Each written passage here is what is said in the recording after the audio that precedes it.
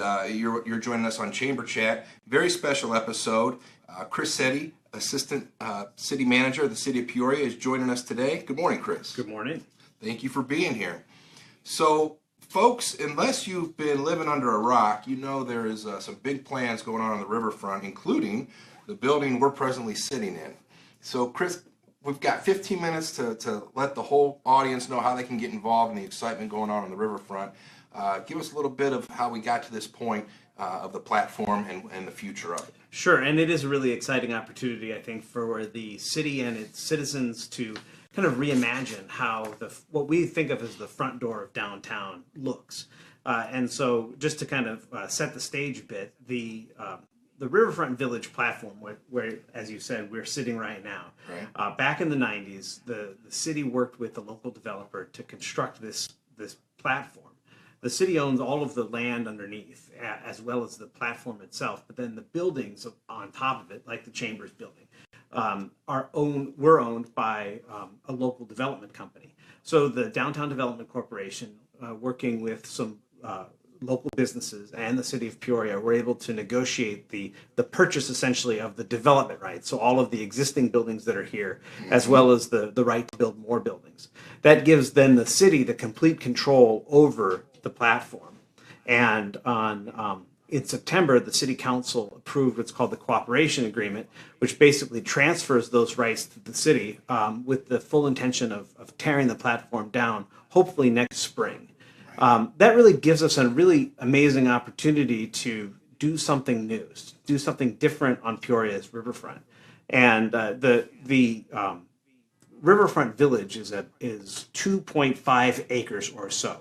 And for folks watching, and if you're not watching, get online and start watching. We've got it up right behind us. So I'm sorry to cut you off, but how many acres? About 2.5 acres. So this is the area we're talking about that's going to be gone. So 2.5 acres to deal with. But really what we have an entire riverfront to deal with. Mm-hmm. From the city owns essentially almost all of the land from Water Street to the Illinois River, from the Bob Michael Bridge all the way to the Riverplex. And that's really what we're talking about. What do we want our downtown riverfront to be? Apart from a few buildings that are privately owned, like the Ameren building, right.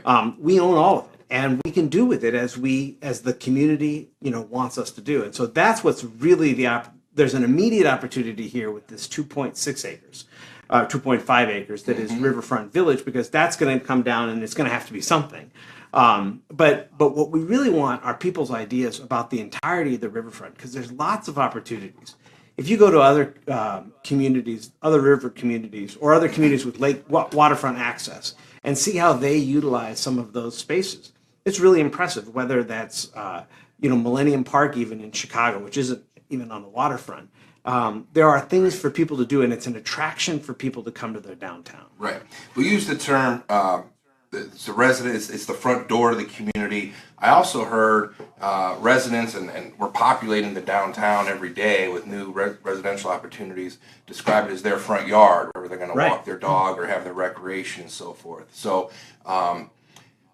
being a current resident of the platform that's going to come down in the Chamber building, ever since the announcement, everywhere I go in town, I'm asked about it. Sure. And I want to make sure our listeners and viewers understand this is a very exciting opportunity. The Chamber of Commerce and the city work very closely together. The Downtown Development Corporation came from the CEO Council, and this is how it's meant to perform. Exactly. A nimble organization that can kind of be quasi-government and then work with the city.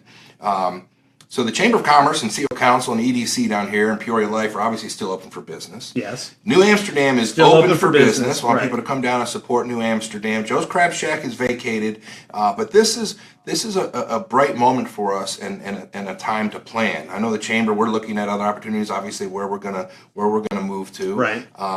But the Spirit of Peoria, the museum, all these businesses are still going to exist down here. We need people to come down and support. And not only exist, but obviously what we're looking is to make everything better, right? And think about the variety of stakeholders for whom the Peoria Riverfront is important. Not just the folks that work down here, all the Caterpillar employees, bank employees, the employees of the county and the city who all work in downtown and utilize the riverfront as whether it's for an afternoon, lunchtime or things like that. All the people who live down here and the people who are starting to live down here. We have over 130 units that should come online in downtown and the warehouse district before the end of the year, in addition to about the 400 units that are already down here. That's a really amazing group. There's a convention in town today. I'm not sure which one it is, but it's there at the Peoria Civic Center. Those folks who might not even be from Peoria, who are enjoying our downtown on a beautiful day and hopefully make their way down to the riverfront.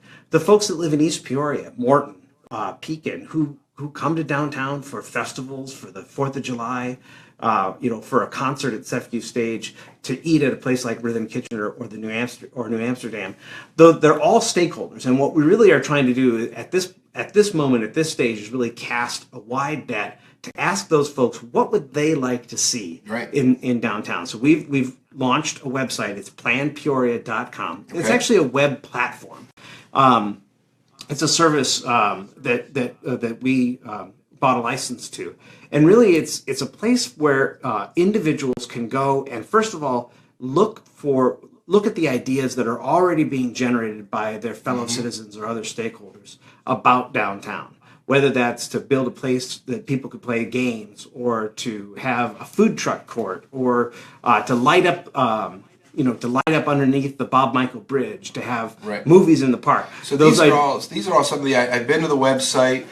These are some of the ideas that are on the website. Correct. So I think I heard you describe it as kind of a Pinterest or a fit. Right. People can go there and see ideas. Yes. Either create their own idea or vote. Right. For ideas that already exist. Exactly. That's really what we're asking people to go on the site. You register for the site.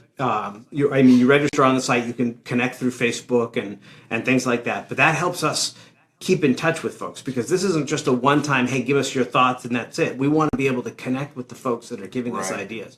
But there's really two things once you get there. Either you can just support ideas that you like, and that's really important, because we are just, there are ideas that have already been generated by folks, and we want to know what people think is a good idea, and what ones don't, and so that we have, because we can't do everything, so we want to do the ones that people support the most.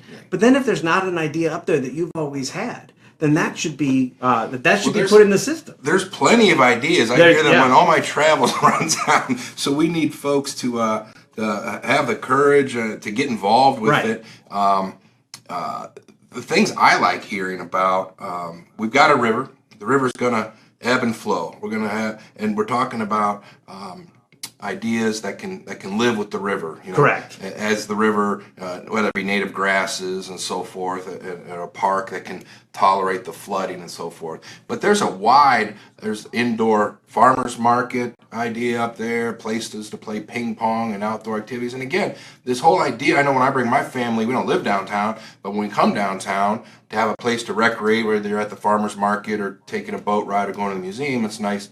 And really, you mentioned it again, 130 new residential units. The population of downtown, you guys are working very, very hard on this. I know, we appreciate that, is growing, and that's going to continue to grow. I agree. And, it's what we want is what do people want to do when they're downtown? We're not looking to just build a park with a couple of benches that you could sit and feed the birds. There may be benches there, and if you want to come down and feed the birds, then that may be something you can do. But what we really want is what we would call an active park. So think of Millennium Park in Chicago, where it's programmed. So there are things that you can do when you're in there. There's a small botanical garden. There's a band shell.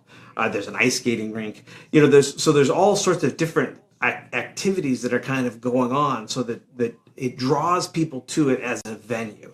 And so that's really what we're looking for. And there's just some great ideas out there that people have already put up there. The goal of the site and the effort isn't necessarily to have 800 ideas. That would be fine. What I'd rather have is 80 ideas that have 800 supports to it. So we encourage people to get out there, check out the site, and see. And you can also comment on them and keep the conversation going to have an idea evolve. So somebody has one idea, and somebody else makes a comment, and then that idea can mature, so that when we get to the next stage, which will be the design stage and the prioritization stage and then the design stage, that we have some really good input. I'd be remiss if I did, if you don't like the website and if you don't want to,